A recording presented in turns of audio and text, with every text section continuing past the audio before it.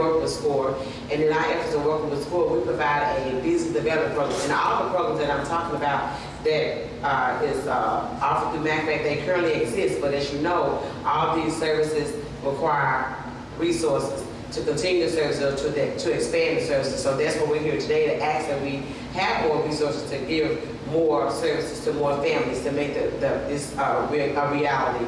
But we work with SCORE by providing a business development program through Guaranty Bank. Guaranty Bank basically offers a 6 weeks business development program for those who want to be business owners, and we work with them. They give startup capital. They give them up to $50,000 to start a business. Of course, they have to do an extensive business development plan, and they have to have a credit score of at least 600 to start their businesses. And we do that because we understand the need for people to change the economic process of our communities. We have to give people an opportunity because small businesses does have its benefits to businesses. So we offer that course at a 6 weeks tenure, and then the persons who go through this course, they're given an opportunity to do what's sort of like a Shark Tank. They have to present their business plan and give an overview of their program, their business concept to those panel of persons that are selected by the bankers.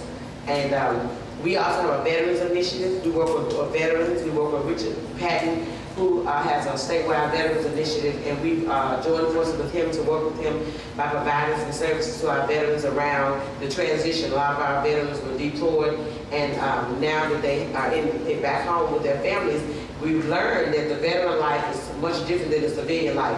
So they have to make that transition. There are a lot of people who just cannot be transitioned back into society. So we work with people like Richard Patton to make sure that we're able to provide those services to them, to help them in that transition around housing, as well as giving the children's savings accounts to their children and their families, whatever service that we can provide as a resource to those families. And we try to stay connected to resources. As Olita said, the biggest thing, and I learned this when I was working with Southwest Regional Housing, a lot of times people can't get, not only just do they not have access to these services, but a lot of times people do not know.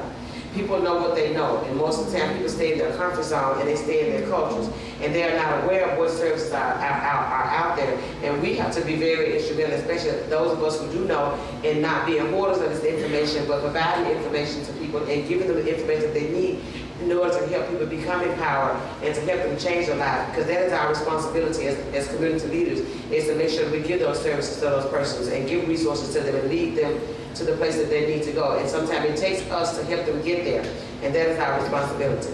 Thank you.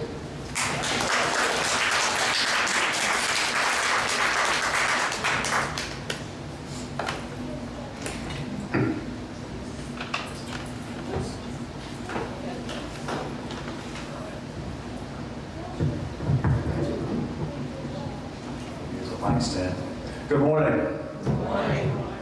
My name is Al White. I am the Executive Director of Action, Communication, and Education Reform in Duck Hill, Mississippi. I come to this work with a television background. I worked in the Delta back in the 70s for Channel 6 in terms of doing investigative kind of news and reporting, and later transitioned to use those skills in community organizing and documenting the work that progressive grassroots groups are doing. And so I've been in Drew a number of times documenting some of that history and some of that struggle. And so Action, Communication, Education Reform focus on 3 programs of work: community organizing, youth leadership development, Project CAM, which is culture, art, and multimedia. And basically, the program that we're collaborating with Drew on, with North Sunflower, is the Culture, Art, and Multimedia program. And it's designed to teach students skills around technology, all the social media, television documentation, television production.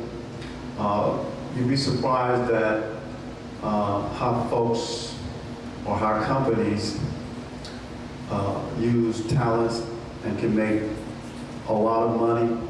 Students can with a 30-second commercial and just being creative.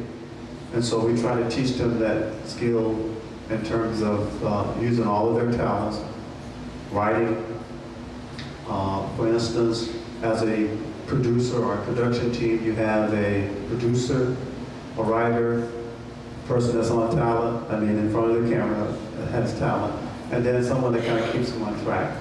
And so we try to teach students these critical and analytical thinking skills around this process, and to capture the oral histories within their community so that they can better tell their stories to funders and also, as we saw today, right, and to other groups that would like to support their program. We also have a program that we do, we got some funding in the past from the AT&T around coding and STEM. This is the new technology age that allow future entrepreneurs to work from anywhere, right, in the world. And so if you have the skills and the talents, you can produce a product, find investors and sell it, and not leave Drew, right, or your community. And so these are some of the programs that we would like to bring to Drew and implement and work with the community. And the culture piece is very powerful. Of course, now I'm from Montgomery County, and so we claim the birthplace of Pop Staple. So we got something in common, right? We got some commonality there. So as you think about what they're calling now the creative economy, right? Tourism is big for Mississippi now, and so Drew can really capitalize on that, right? We're doing that with our festival. We do a festival called the Grassroots Blues Festival, and you'd be surprised the number of folks that for the first time they played our festival, and then other folks recognized them, like homemade jam, right? Those 3 kids, and then the latest one is Bud Leo Welch, right? He played our festival, and his career has taken off. He's 83 years old. He's traveling all over the country, and he got a video that's out, documentary. I got it on my Facebook page. Just posted it. It's just come out. So there's a lot of opportunity in terms of this creative economy, in terms of students being able to do, because you got your phones, you can capture a lot, right?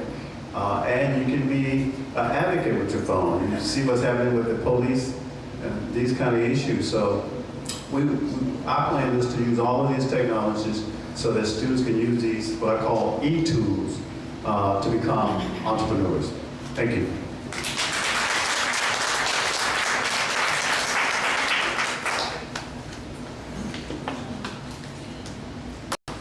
Okay, I'm going to just cover the last part, community health.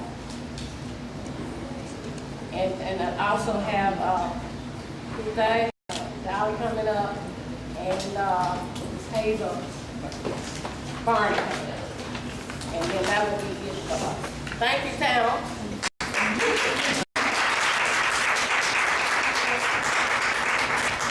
I'm going to be really brief because it's close to lunch now.